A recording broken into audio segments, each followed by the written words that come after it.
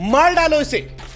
मेघालय की वादियों में सोनम के द्वारा कहे गए ये सिर्फ 3 शब्द नहीं थे, ये वो खंजर था जिसने एक पति के सीने को नहीं बल्कि उस रिश्ते को छलनी कर दिया जिसे हम और आप शादी कहते हैं। सोनम की उस एक आवाज में एक इंसान का अंत नहीं हुआ था, एक विश्वास का जनाजा उठा था। यह सिर्फ एक हत्या नहीं थी, यह 7 फेरों को चीरती हुई चीख थी। यह उस विश्वास का कत्ल था जो 7 फेरों की कस्मों में पिरोया जाता है।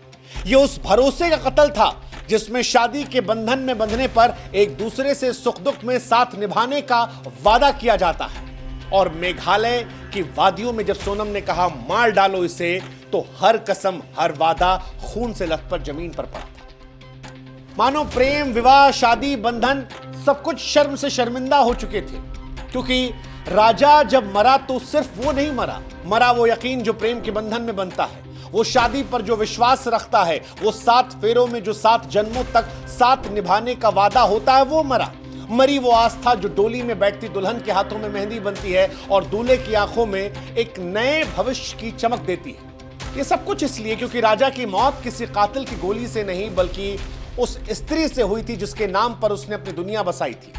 एक ऐसा विश्वासघात जो इंसानियत के गाल पर तमाचा बनकर पड़ा। और अब मानो राजा ये पूछ रहा होगा कि सोनम तुम कैसे कर सकती हो। यकीनन राजा की जब सांसें निकल रही होंगी तो ये पूछ रहा होगा कि सोनम तुम कैसे कर सकती हो, तुम्हारे साथ तो मैंने 7 फेरे लिए थे, तुम कैसे मुझे मारने का आदेश दे सकती हो। जो कहानी पुलिस ने बताई है ऑपरेशन हनीमून के नाम से, वो कहानी इतनी डराने वाली है कि शादी जैसे पवित्र बंधन से विश्वास उठ जाएगा। मेघालय पुलिस जिस पर तमाम तरह के आरोप लगे, उसने ऑपरेशन हनीमून के नाम से सोनम के इस पूरे कांड को एक्सपोज किया। और जब ये एक्सपोज किया तो सारी दुनिया की जुबान से सिर्फ एक सवाल निकला कि क्या बीवियां भी पतियों की सुपारी देती हैं? यकीन मानिए वो आत्मा जो शरीर से निकलकर ऊपर गई होगी, शायद भगवान और इंसान आज दोनों से पूछ रही होगी, क्या अब कोई इस तरह से प्यार पर अंधा होकर यकीन कर पाएगा? क्योंकि सोनम को साथ जाना था, अपने आशिक के चली जाती। किसी मासूम को मारने की जरूरत क्या थी? ऐसे नाटक को रचाने की जरूरत क्या थी? भावनाओं से खेलने की जरूरत क्या थी? और इन सब के बाद भी वो बेशरम औरत राजा की मां को फोन करके बोलती है कि मां उपवास है।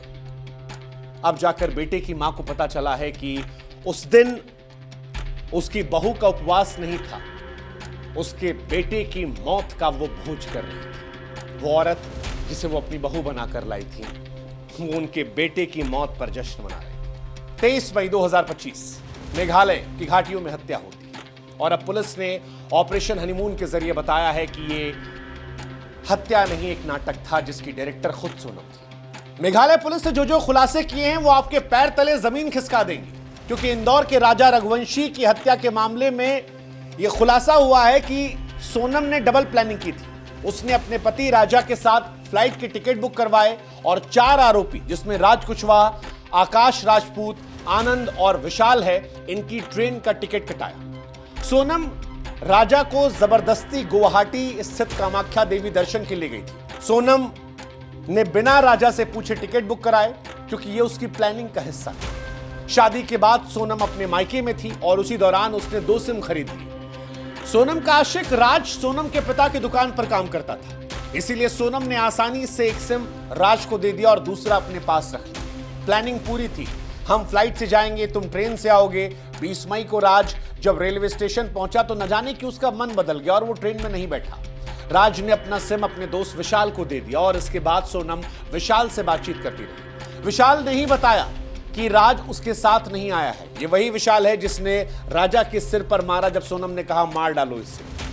हालांकि विशाल का भी मन राजा को मारने से बीच में बहक गया था, उसने कहा नहीं मारते, लेकिन सोनम ने कहा प्लान के मुताबिक काम होगा। मेघालय पुलिस ये कहती है कि शिलांग में राजा रघुवंशी की हत्या उसकी पत्नी सोनम रघुवंशी ने करवाई थी। सोनम ने अपने प्रेमी से कहा था कि चलो ठीक है, पापा के कहने पर मैं शादी कर ले रही हूं, लेकिन अपने पति को मैं रास्ते से हटा दूं। कई सारे स्क्रीनशॉट्स वायरल हुए हैं जहां पर सोनम अपने आशिक से कह रही है कि वो मेरे करीब आने की कोशिश कर रहा है, मुझे उलझन हो रही है। सवाल फिर वही उठता है कि अगर उसे साथ नहीं रहना था तो उसे मारने की जरूरत क्या थी?